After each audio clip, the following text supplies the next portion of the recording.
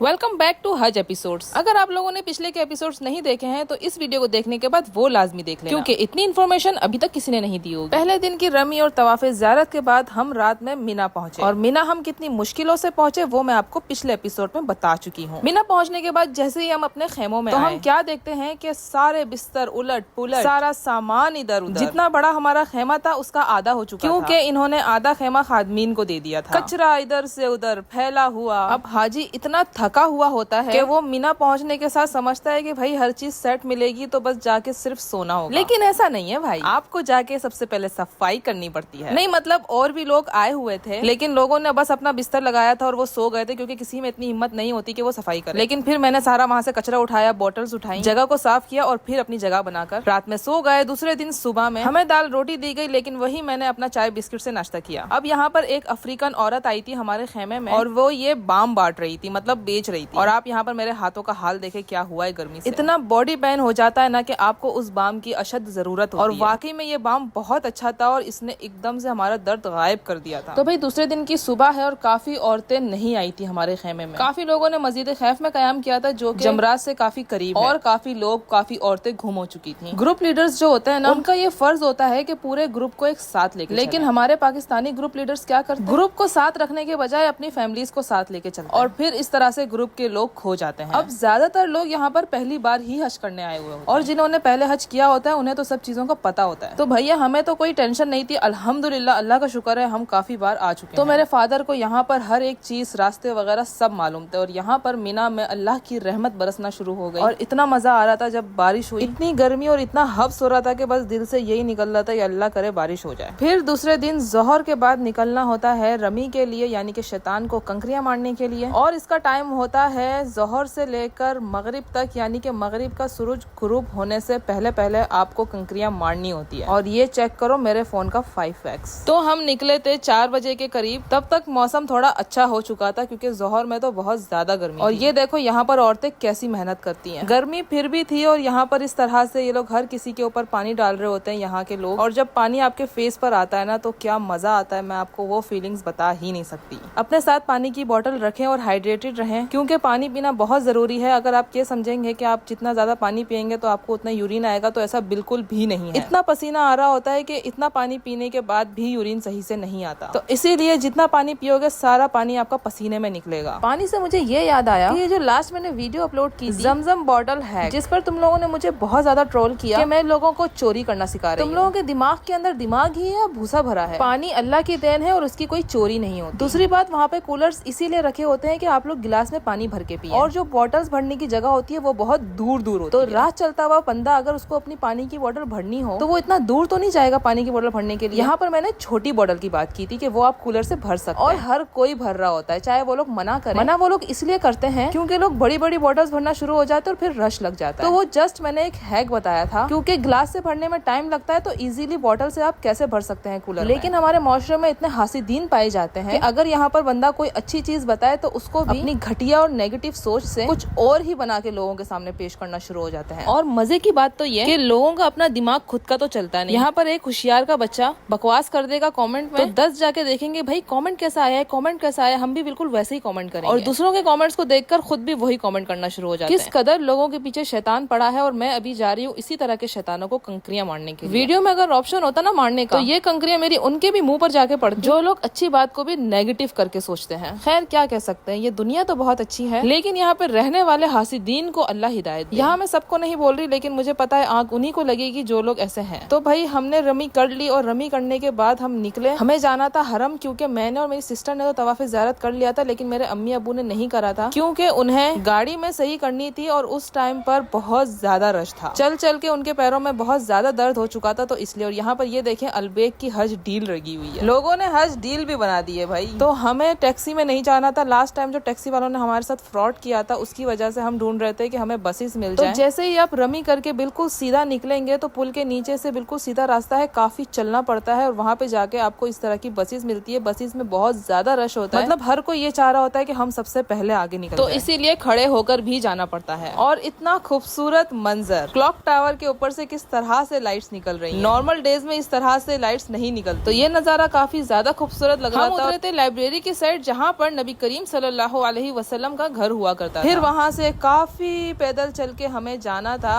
हरम की तरफ। इन्होंने यहाँ पर भी रास्ते बंद किए हुए थे, मतलब जो शॉर्टकट रास्ते थे उनको हटाकर हमें लॉन्ग रास्ते मतलब लॉन्ग कट रास्ते लेने पड़े। आगे और इन्फॉर्मेटिव व्लॉग्स के लिए वीडियो को शेयर करके लाइक करके अपनी बहन को फॉलो कर लो।